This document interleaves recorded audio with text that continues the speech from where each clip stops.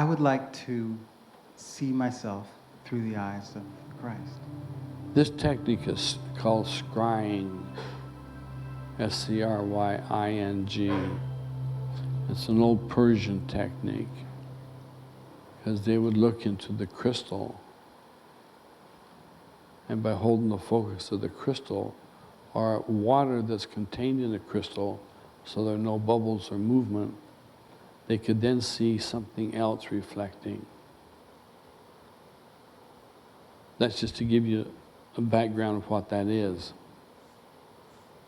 Sorcerers, priests, the priestcraft of ancient Babylon used it to track their enemies and to eventually overthrow all the coast of Israel and Palestine, and clear down the coast, and they were into Greece, but they could see what was going on. And these were people that if you were wrong, you got killed. So when they looked, they really looked. But it was a technique at the time that I was developing that I already knew from another time. And it would sometimes run like a silent film.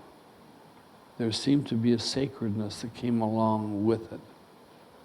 It's one way of like gazing in towards the Akashic records. How many have ever done this? I don't know how long to tell you to do this, because it's varied with people. But my average is about 10 minutes. But if I just gaze, blink when it's necessary, then I start my song of love to God. It doesn't carry a melody. It carries different words because different things are going on. Sometimes it's just a toning. Sometimes I'll turn on a tape that I've done and listen to it. But I stay in there in this tightly controlled, it's not a negative control. It's like a glass is tightly controlled to keep water in it, so that it contains what it is I'm looking for and where I apparently am wanting to go to see or do.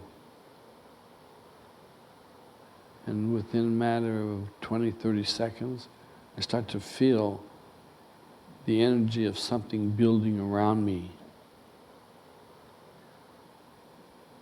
And then I ask to see the face of God. You might say, how do you know it was the face of God? It wasn't my face. What if it wasn't the face of God? That's okay. Next time I'm up, I ask to see the face of God again. It isn't too long until a consistency appears. And it keeps appearing and it keeps appearing. And I can get so I can be ready to do this, be sitting on the bed and look up, and I can see somebody else there. That picture has talked back with information I didn't know.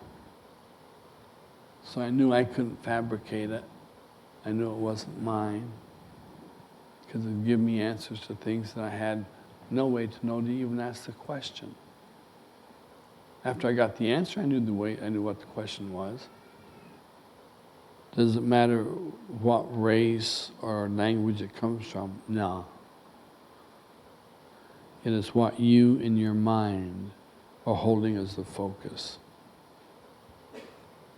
Have I ever done it without any kind of intonation, toning, clarifying? Yeah, I just sit and look.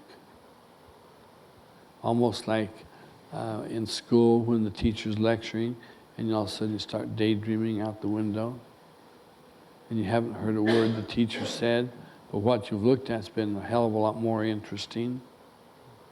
It is a type of daydream along that fashion.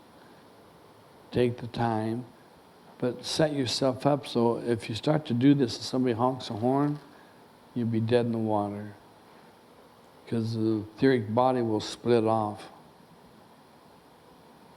And you'll feel crazy. So you do it in a sacred place, which is your home. And everybody makes that sacred because it is your home. And you move into it real fast. You don't expect it to happen. You don't look for it to happen. You are the happening. If it's happening, it's going to happen, and you just sit there and observe what you see in the mirror. Your goal, as you stated it, was to see Christ. My answers to you have been to do that. And here how I've found methods that work. The best method, however, is Soul Transcendence, and that's to do spiritual exercise, leave the body, and you're taken, you're shown.